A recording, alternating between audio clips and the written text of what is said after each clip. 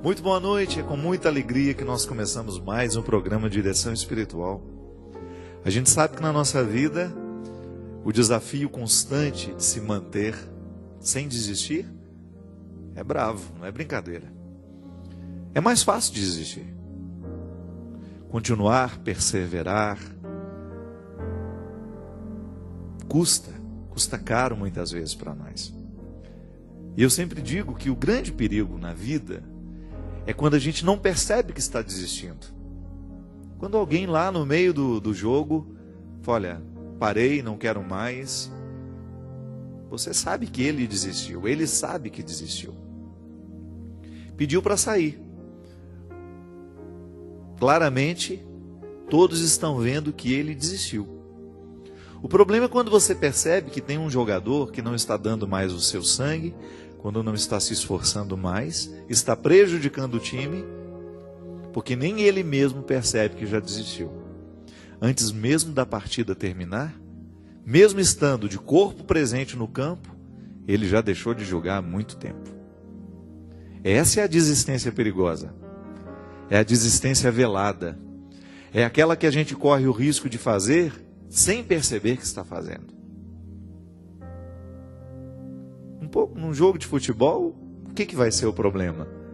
A gente vai jogar com um jogador a menos, que está lá meio morto no meio do campo, fingindo que está jogando. E aí o prejuízo é perder um campeonato, perder uma Copa do Mundo, como já aconteceu. Vocês se recordam quando nós estávamos disputando aquela Copa contra a França, na final? O nosso maior craque, o grande Ronaldinho, não estava em campo, muito embora estivesse lá jogando. Porque ele não estava inteiro, né? Polêmico o jogo. Ninguém sabe o que aconteceu. O que a gente sabe é que o Ronaldinho estava em campo, mas não estava jogando. Perder uma Copa do Mundo, a gente chora uns 2, 3 dias e passa, né? Mesmo que tem uma coisa irracional, é a gente chorar quando o nosso time perde, né? Porque o que a gente perdeu, na verdade? Claro que ganhar é bom. Mas um time ali, no jogo de futebol, isso passa.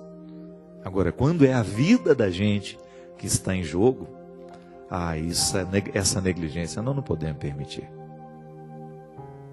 E mesmo que outros jogadores façam parte do jogo da nossa vida, o principal jogador é você. É você que tem que fazer a defesa, você é o goleiro, você faz a defesa, mas você também é o meio de campo e você é o artilheiro. Tem que ser o artilheiro. Tem que ser o centroavante, aquele que faz o gol. Sabe por quê? Porque nessa partida, ainda que você tenha outras pessoas jogando com você, o protagonismo é seu. E se você começa a entregar os pontos, se você começa a desistir, daqui a pouco você não tem mais condições de vencer. Por quê? Acostumou-se com a desistência, acostumou a perder. Foi abrindo mão de coisas preciosas, de situações preciosas, de pessoas preciosas, de realidades preciosas, porque não estava atento com o jogo que estava acontecendo. Sabe, minha gente, eu tenho pedido muito a Deus de me dar a sensibilidade de perceber a vida que eu estou vivendo. Eu não quero viver sem perceber a vida.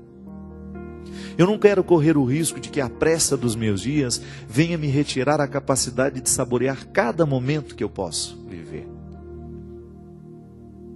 Ainda hoje estava conversando com uma amiga dizendo que às vezes eu tenho medo de estar dando à minha alma um tratamento que ela não merece. Não estou falando da minha opção de ser padre, viu? De jeito nenhum. Mas muitas vezes como vivo sendo padre. Será que eu preciso mudar alguma coisa no meu ritmo de trabalho, para que eu tenha condições de perceber a minha vida e não perder a capacidade de saborear cada detalhe da minha existência? Também outro dia eu conversava com uma amiga sobre um padre que a gente tem em comum, um amigo. Não tenho tanta proximidade, mas... E ele passando dificuldades. Muitas dificuldades como padre. E num determinado momento eu falava isso para ela. Numa partilha, né? É tão bom a gente ter amigos com quem a gente partilha a intimidade. Eu dizia para ela: Nós que somos padres, de vez em quando nós precisamos nos retirar do mundo para a gente voltar a saborear a simplicidade do sacerdócio. Isso para mim é uma questão de honra, gente. É de honra. Eu tenho uma vida de padre, eu tenho um coração de padre, eu me interpreto padre o tempo todo, mas eu tenho uma vida diferente do padre da paróquia, ou do padre lá do seminário, do padre que trabalha no hospital. Trabalho com comunicação, um meio exigente. Padre Zezinho sempre fala isso, é um martírio. Padre Marcelo, escutei dele outro dia, nas lutas, das dificuldades de ser quem é. Padre Reginaldo Manzotti, Padre Robson, Padre Joãozinho, Padre Evaldo, tantos padres hoje trabalhando com comunicação, Padre Juarez. E quais são os desafios para nós hoje? Não perder a partida, não perder o referencial do que é mais importante para nós. Aí então, de vez em quando, a gente sair desse glamour que a comunicação deu aos padres cantores, aos padres comunicadores, e a gente experimentar a simplicidade da roça, das pessoas simples, de celebrar ali sem nenhum aparato, a não ser você.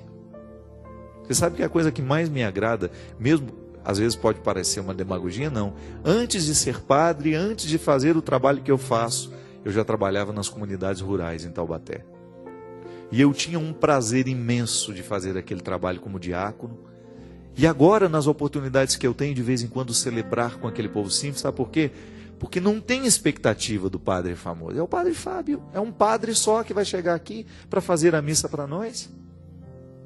Aí você experimenta a simplicidade do jogo, em que você, sem a necessidade de muitas artimanhas, cumpre bem o papel de ser quem você é. Às vezes isso faz falta para mim, e sei que isso faz falta para você também. Sei que às vezes a sua vida tem muita coisa acontecendo em torno dela, mas eu tenho medo que você não esteja em tudo isso que está acontecendo em torno dela. Eu sou empreendedor nato, eu gosto de trabalhar, eu gosto de produzir, eu tenho um processo criativo muito grande dentro de mim. Às vezes não consigo nem dormir, do tanto que eu penso no que eu posso fazer, no que eu posso... Agora, só que tem uma coisa, eu tenho que estar em tudo aquilo que eu faço. Eu não posso fazer da minha ação um esconderijo do meu ser, para o meu ser. Desculpa, eu acho que eu não me expliquei bem. Eu não posso fazer da minha ação um lugar onde eu não coloque junto o meu ser. O meu ser não pode estar escondido em tudo isso. Eu tenho que estar dentro de cada ação. E às vezes a gente vai fazendo escolhas, a gente vai julgando de um jeito que a gente não percebe que está perdendo. Aí de repente, quando você nota, o déficit já é muito grande, o prejuízo já é muito grande. Aí você olha para trás e diz, aquela velha frase: meu Deus do céu, o que eu fiz da minha vida?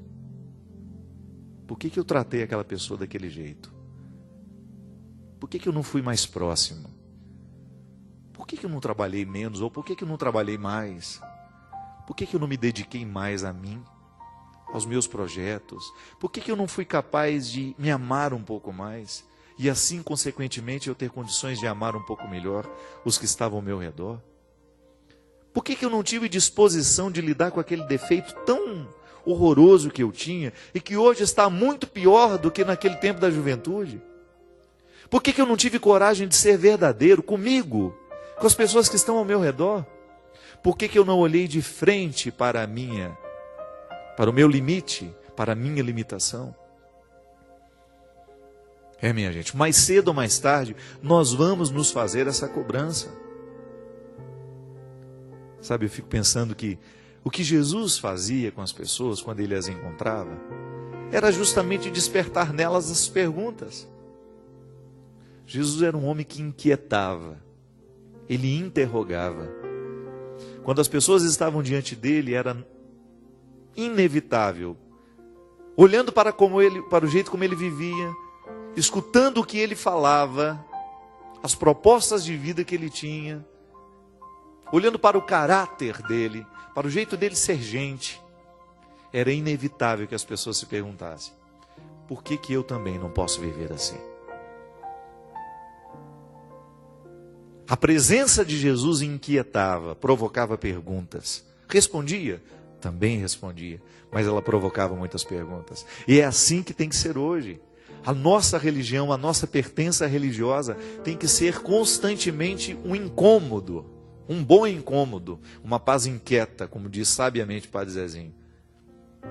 De você ter condições, de você ter a consciência de que a sua experiência religiosa lhe faz perguntar o tempo todo se você está fazendo a coisa certa, se você está escolhendo a coisa certa, se você está julgando do jeito certo, para que você não se sabote, né? Você não pode se sabotar, você não tem o direito de viver se sabotando.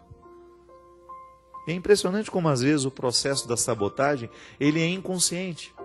Tem gente que se autodestrói sem saber que está fazendo isso. Os vícios, né? Se você for pensar, o que é o vício na vida de uma pessoa? Está se sabotando.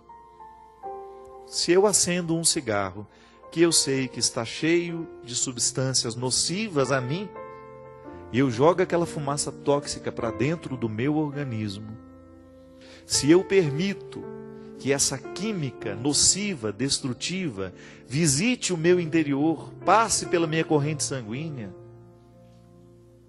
fique grudada nos meus órgãos, o que eu estou fazendo? Eu estou sabotando o meu sistema. É como você pegar aquele carro que você gosta tanto, que você comprou com o suor do seu trabalho, e jogar lá um ácido no tanque, ao invés de jogar gasolina. É a mesma coisa.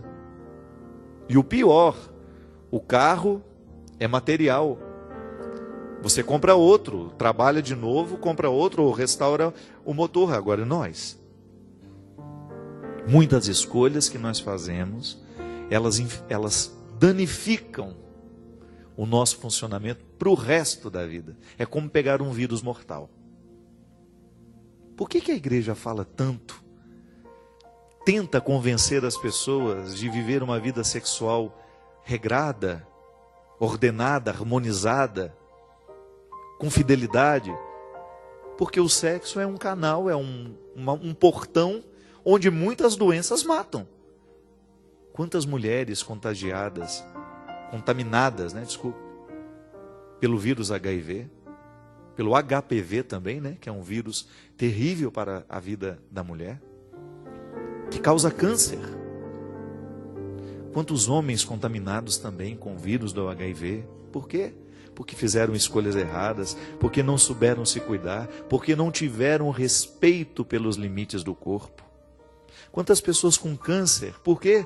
Porque se alimentaram mal, porque não fizeram a coisa certa, porque permitiram que o estresse fosse muito maior do que deveria ser, porque é inevitável, é claro que a gente se estressa. Mas quando você eleva o estresse a níveis muito altos, quando você não cria o seu espaço para o seu descanso, para a sua reflexão, para a sua parada, você corre o risco de estar alimentando doenças. Sabotagens, minha gente, que nós vamos fazendo. O álcool. Quantas famílias sendo destruídas pelo álcool do pai, ou da mãe, ou de um irmão. Alguém na família que está sendo sabotado pela droga. É um absurdo. Você vê, hoje a gente sabe o malefício que o crack causa. Não só no psíquico de uma pessoa, mas a destruição de neurônios. O lixo que um ser humano fica depois de um ano usando crack. E a pessoa vai lá livremente, busca a primeira pedra, fumou a segunda, fumou a terceira e já está viciado. Mas é uma atitude livre. Pode até depois dizer, o viciado não é livre mais, porque ele está dominado pelo vício. Mas o primeiro contato com a droga foi livre. Ele foi. Ele aceitou aquilo entrar no organismo dele. Se sabotou. Quantas vezes nós nos sabotamos com sentimentos ruins, mesquinhos, ciúme. Eu tenho ciúme de tal pessoa. E aí eu começo a alimentar aquela coisa ruim dentro de mim, doentia. E porque é doentio, me adoece. Aí a gente fica amargurado. Por quê? porque você não alcançou o seu objetivo, e o ciúme mostra para você que você não alcançou aquele objetivo, de ser dono do outro, ou de querer o outro para você. Inveja. Quantas vezes nós deixamos de vencer porque nós paramos na inveja que a gente tem do outro? Eu, por exemplo, admiro o Christian. Boa noite, Christian. Eu admiro que o Christian toca bem, demais na conta. Eu queria tocar igual ele, mas eu não tenho inveja do Christian. Tenho orgulho. Fico feliz de saber que ele é um menino competente, que soube desenvolver bem a musicalidade dele, que toca com muita sensibilidade. Eu não toco não, se eu sentar aqui, eu não sei fazer nem... Mas eu não me sinto, não é verdade? Eu tenho outros valores. O bom da vida é isso, é você descobrir que nós somos uma parceria.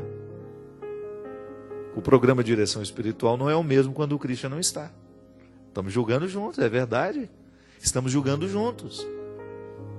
Aqui esses meninos todos que estão por trás das câmeras aqui, todo mundo julgando junto.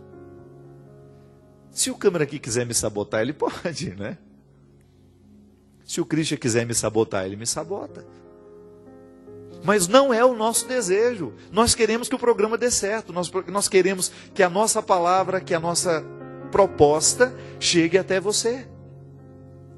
Para que, quem sabe, ao encontrar aí, você despejado nessa cama uma hora dessa, né? Ou já quase arriando para ir dormir no sofá, a gente possa lhe convencer de não querer a destruição, de não querer se sabotar, de não querer se destruir,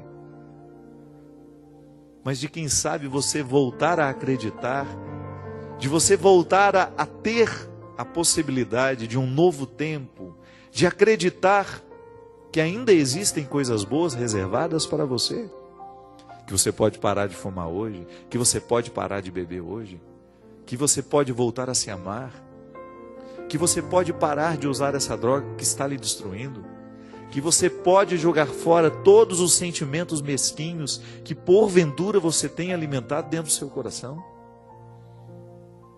que você pode abrir as janelas da sua casa para que um novo ar venha espantar, jogar fora esse ar mofado, estragado que você tem sorvido sem perceber. Você já percebeu que às vezes você entra num ambiente que está com um cheiro horroroso e quem está lá dentro não percebe? Porque já se acostumou. É assim. Muita gente desistiu. E não percebe que desistiu. Está vivendo um processo autodestrutivo e, infelizmente, não acredita em quem está alertando, ou às vezes nem tem alguém para alertar.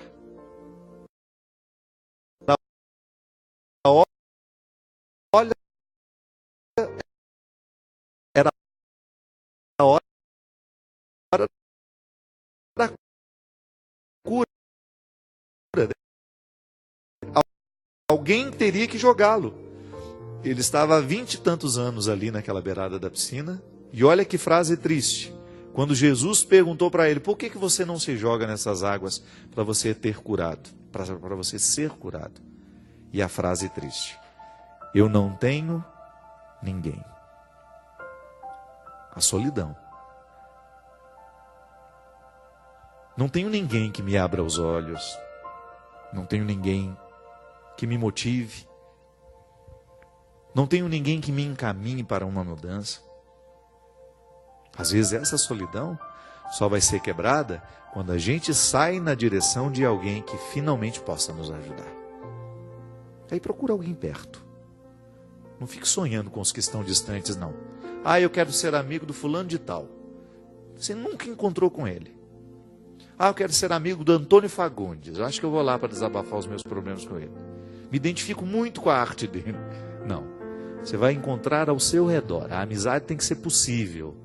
É de gente que esteja próxima a você, que conheça a sua história e que tenha, ou então que tenha disposição de participar da sua história de um jeito efetivo. Eu não tenho ninguém, mas não vou fazer disso um estado de vítima. Eu vou à busca de alguém que tenha condições de fazer por mim o que sozinho eu não posso. É assim, minha gente. A vida é possível, sim. Até mesmo aqueles que hoje se sentem solitários. Você, se por acaso hoje você sente que está faltando alguém para lhe ajudar nesse processo, não reclame, não. Vá à busca, conquiste essas pessoas. Você sabe que eu posso dizer isso? Eu tenho muitos conhecidos, muitos amigos, e o grupo que faz realmente parte da minha vida, as pessoas que visitam a minha casa, que estão comigo, que participam do meu dia a dia, que ouvem as minhas mazelas, que sabem dos meus sonhos, aqueles que eu não preciso ficar publicando. Aqui que faz parte da minha vida, do meu dia a dia. Essas pessoas são muito qualificadas e eu agradeço muito a Deus todos os dias por eu ter essas pessoas na minha vida. Mas eu vou te falar uma coisa, elas foram conquistadas. Aí você pode dizer, Padre Fábio, é porque o senhor é muito conhecido. Então, não é não. Porque muitas dessas pessoas estão comigo muito antes de tudo isso ter acontecido na minha vida. Até mesmo antes de eu ser padre. São as pessoas que conhecem a minha verdade. Não que eu minta para você aqui, não. Estou falando das minhas mazelas. Eu faço questão de contá-las, sim. Sou um homem público e faço questão de contar as mazelas que eu tenho. Sabe por quê? É um jeito que eu tenho de me comprometer para que eu não fique me sabotando. É um jeito que eu descobri de ser mais livre, de não ficar tão preocupado quando alguém descobrir que eu tenho esse defeito. Eu já contei ele publicamente, você só vai ver ele acontecendo na particularidade. Faça assim também. Tenha a oportunidade de alcançar, de conquistar essas pessoas que vão lhe dar condições de você ser livre.